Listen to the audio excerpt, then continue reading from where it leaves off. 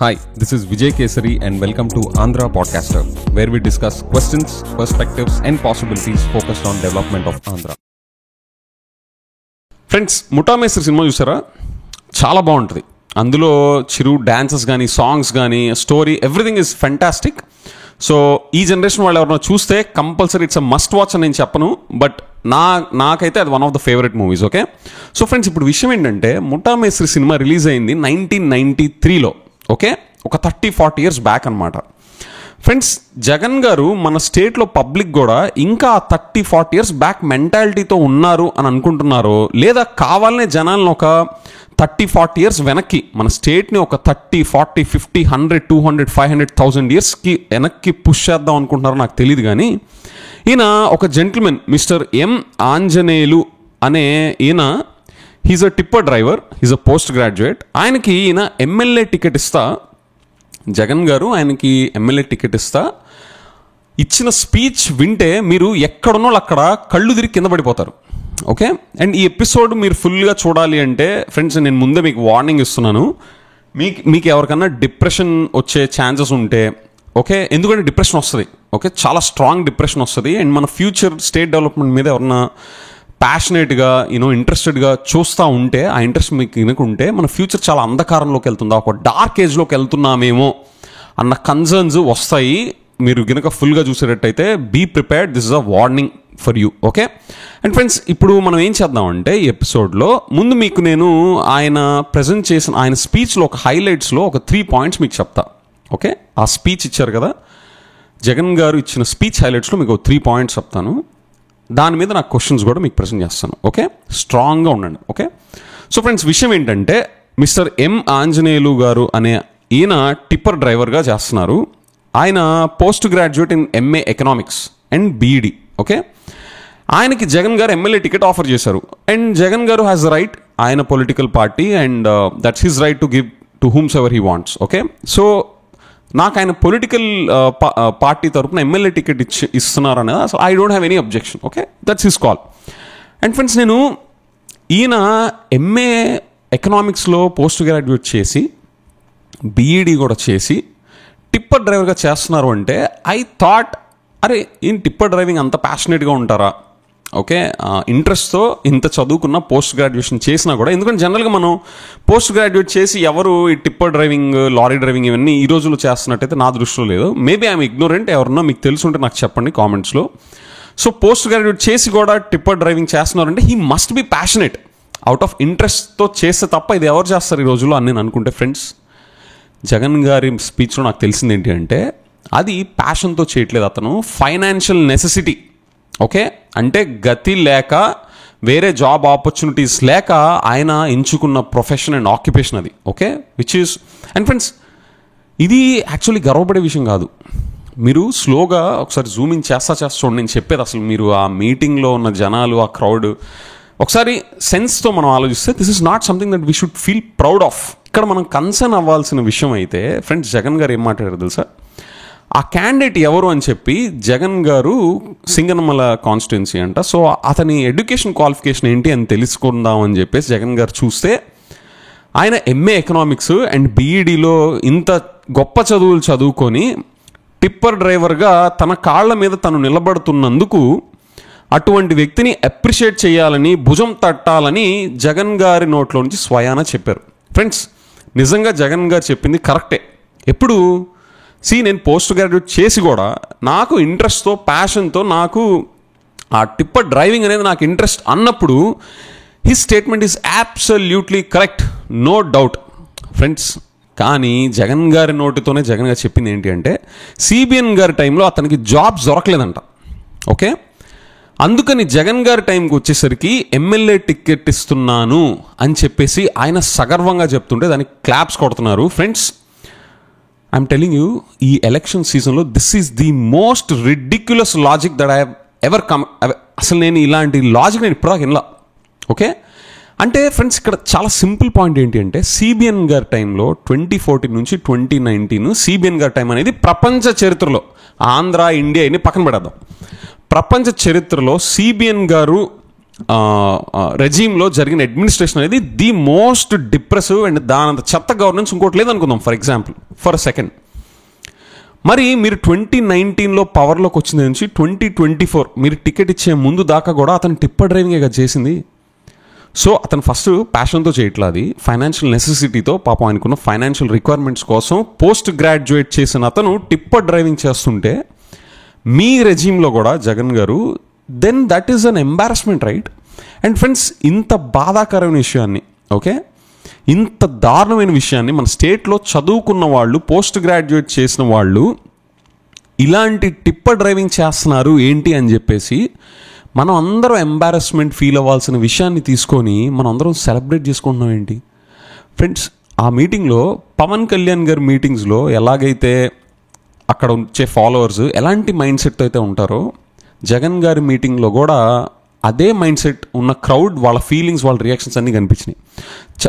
అంటే ఇంత depressive thing ఒక పక్కన వినిపిస్తుంటే చప్పట్లు, whistles, claps, okay. And friends, ఇక్కడ నాకు కనిపించేది ఏంటో తెలుసా, ఒక బిగ్గెస్ట్ డేంజర్ ఫ్రెండ్స్, ఈ ఎమ్మెల్యే టికెట్ ఇస్తున్నారు అంతా అసలు మనకు సంబంధం లేని విషయం. That is his political party, ఆక్యుపేషన్తో సంబంధం లేకుండా ఎవరికి కావాల్సితే వాళ్ళు ఇవ్వచ్చు. And that should not be our area of concern, okay. మీకు అవసరమైతే వాడిని ఎలక్ట్ చేసుకోండి, చేయకపోండి, దట్స్ అప్ టు యూ. కానీ ఇక్కడ అందరికీ సంబంధించే పబ్లిక్ ఇష్యూ ఏంటి అంటే ఫ్రెండ్స్, ప్రపంచం అంతా డెవలప్మెంట్ చుట్టూరుతా, ఇన్నోవేషన్ చుట్టూరుతా, మనం ఎలా ఇంకా డెవలప్ అవ్వాలి అని చెప్పి ముందుకెళ్తుంటే, డెవలప్మెంట్ని సెలబ్రేట్ చేసుకుంటుంటే, ఎంటర్ప్రెన్యూర్షిప్ని, ఇన్నోవేషన్ని సెలబ్రేట్ చేసుకుంటుంటే, ఫ్రెండ్స్, ఆంధ్రాలో మాత్రం బీదరికాన్ని సెలబ్రేట్ చేసుకుంటున్నాం. ఫ్రెండ్స్, బీదరికం అనేది చాలా sad thing. First of all let me tell you, okay, మనం బీదరికాన్ని తక్కువ చేసి చూడకూడదు. That's a deep sad state, okay. ఎవరూ ఆ సిచ్యువేషన్ ఉండకూడదు. అందులో నుంచి మనం అంతా కష్టపడి ఎలా పైకి రావాలి, ఎలాంటి వర్క్ చేస్తా, ఎలాంటి శ్రమ పెడతా, ఎలాంటి చదువులు మనం చదువుకుంటా, ఆర్ చదువుకోకుండాను ఎలాగైనా సరే కష్టపడి మనం పైకి ఎలా రావాలి అనే యాటిట్యూడ్ని ఎంకరేజ్ చేసే కల్చర్ ఉండాలా, లేదా బీదవాడిగా ఉండే ఐడెంటిటీని బలపరుస్తా, బీదరికాన్ని బలపరుస్తా? అంటే బీదరికంలో ఉండడం అనేది ఈజ్ అ గ్రేట్ థింగ్. నన్ను బీదరికంలో ఉంటే నన్ను ఎప్రిషియేట్ చేస్తారు, నన్ను ఆ సిచ్యువేషన్ని సెలబ్రేట్ చేస్తారు అనే కల్చర్ ఫామ్ అవుతుందేమో అనేది the biggest concern friends. And friends, ఇది మన కల్చర్కి చాలా చాలా డేంజర్, ఓకే. మన ఇంట్లో వాతావరణం ఎవరైనా కష్టపడతా ఉండాలి అనే కల్చర్ ఉంటే మన ఫ్యామిలీ డెవలప్ అయిద్దా, లేదా ఇలా ఉంటే ఫ్యామిలీ డెవలప్ అయిద్దా?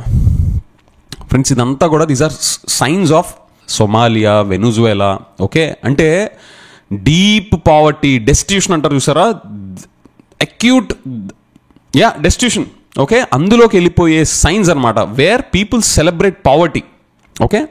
ఫ్రెండ్స్, ఇన్ఫ్యాక్ట్ అసలు జగన్ గారు ఇలాంటి పబ్లిక్లో చెప్తున్నారు చూసారా, అంటే ఇట్స్ ఇన్ అ వే ఆయన లౌడ్ స్పీకర్ వేసి జగన్ గారి టైంలో పోస్ట్ గ్రాడ్యుయేషన్ చేసి చదువుకున్న వాళ్ళు కూడా జగన్ గారి టైంలో కూడా, అంటే సిబిఎన్ గారి టైంలో లెట్సే ఆయన ప్రకారమే అంధకారమైన మోస్ట్ డిప్రెసివ్ రాక్షస పాలన ఉన్నా కూడా అనుకోండి, ఫర్ ఎగ్జాంపుల్ జగన్ గారి టైంలోకి వచ్చేసరికి కూడా అదే సిచ్యువేషన్ ఉందంటే it's a bad remark for Jagan garu's governance, right?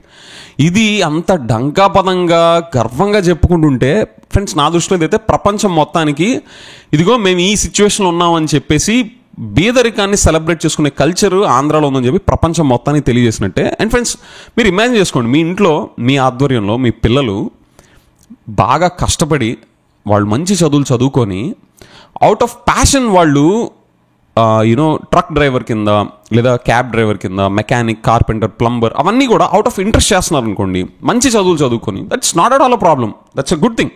అది వాళ్ళ చాయిస్, వాళ్ళ ఇష్టం.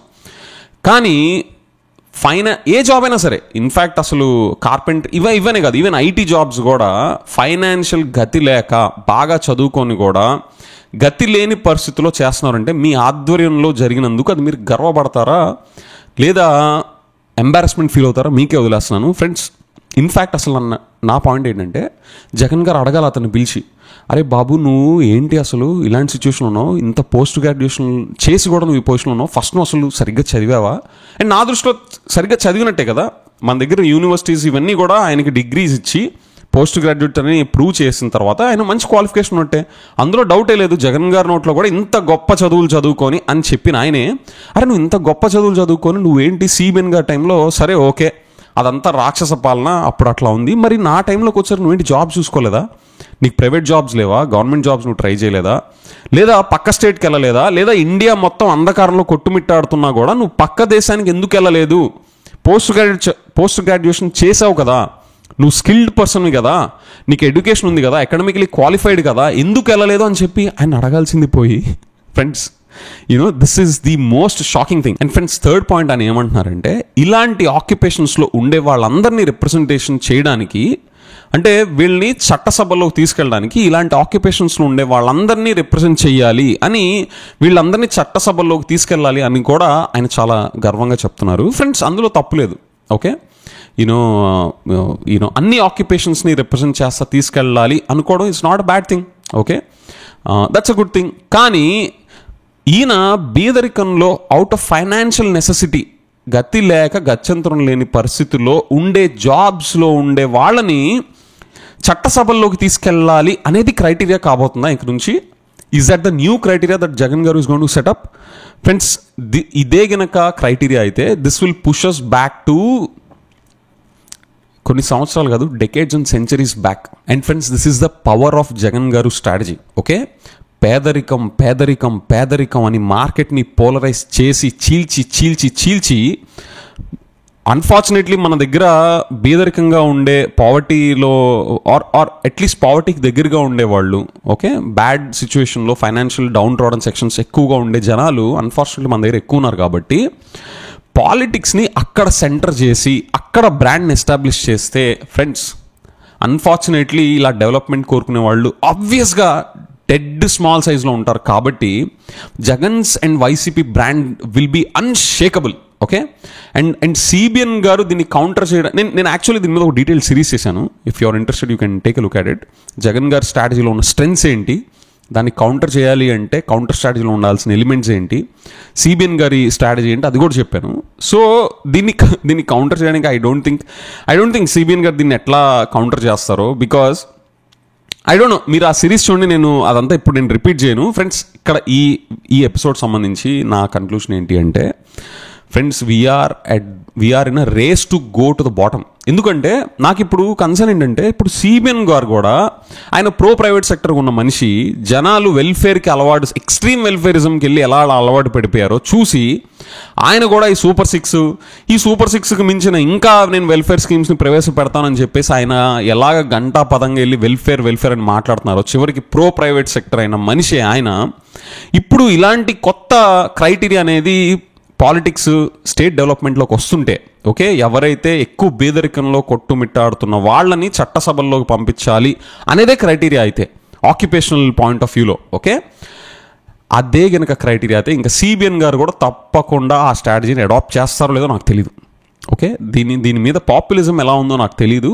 బట్ ట్రెడిషనల్గా సిబిఎన్ గారు వెల్ఫేర్ని పట్టుకున్న జగన్ గారిని కాపీ చేస్తా ఇంకా కాంపిటేటివ్గా ఎలా వెళ్ళాలి అని ఆయన ప్రైవేట్ సెక్టర్ ఉన్న కోర్ కాంపిటెన్సీని వదిలేసుకుని ఎలా వెళ్తున్నారో, ఇప్పుడు దీన్ని కూడా సిబిఎన్ గారు దాని వెంట పడితే friends this is a race to the bottom. And ఇంకోటి, జగన్ గారు ఆక్యుపేషన్స్ అన్నిటినీ రిప్రజెంట్ చేసేలాగా నేను చట్టసభలోకి తీసుకెళ్ళాలి అంటున్నారు కదా ఫ్రెండ్స్. అప్పుడు 175 సీట్స్ని కాస్త ఎన్ని థౌజండ్స్ ఎన్ని ల్యాక్స్కి పెంచాలో నాకు తెలీదు. బట్ టెక్నికల్గా చూస్తే మన అసెంబ్లీలో 175 సీట్స్ కాస్త కొన్ని థౌజండ్స్ ఆర్ ఈవెన్ 1,75,000 సీట్స్ చేయాలి. అప్పుడు ఖచ్చితంగా మనకున్న సెక్రటేరియట్ 175 సీటింగ్ కెపాసిటీ కాదు, పెద్ద స్టేడియంస్ తీసుకోవాలన్నమాట. ఎలాగో ఇందిరాగాంధీ స్టేడియం తుక్కు అయిపోయింది విజయవాడలో, మనకి ఎలాగో నెక్స్ట్ దగ్గరలో నాగార్జున యూనివర్సిటీ ఒకటి ఉంది, అక్కడ ఒక స్టేడియం కూడా ఉంది దగ్గరలో. Sorry by the way, Vijayawada Amaravati అనేవి సెన్సర్ వర్డ్స్ కాబట్టి ఇక్కడ పెట్టరేమో మోస్ట్ లైక్లీ. సో ఒకవేళ స్టేడియంస్ ఇలాంటి కొత్తగా రివైజ్డ్గా ఇన్ని ఆక్యుపేషన్స్ ఉన్న వాళ్ళని అకామిడేట్ చేయాలి అంటే ప్రాబ్లీ వైజాగ్లోనో, శ్రీకాకుళంలోనో, కర్నూలు ఎక్కడో చోట, అట్లీస్ట్ ఆంధ్రాలో పెడతారో లేదో కూడా నాకు తెలియదు. సో ఒకవేళ ఆంధ్రాలో పెడితే లెట్స్ సే దాని సీటింగ్ కెపాసిటీని అకామిడేట్ చేయడానికి ఏదో స్టేడియంస్ బుక్ చేసుకోవాలి. ఫ్రెండ్స్ ఇలాంటి విన్న తర్వాత ఇంత energy draining and depressive things చూస్తా, ఓకే, అందులో నుంచి బయటపడడానికి మళ్ళీ ఎనర్జీ లెవెల్స్ రీస్టోర్ చేసుకోవడానికి ఏం చేయాలో మీకు ఏమైనా తెలిస్తే నాకు కామెంట్స్లో మెన్షన్ చేయండి.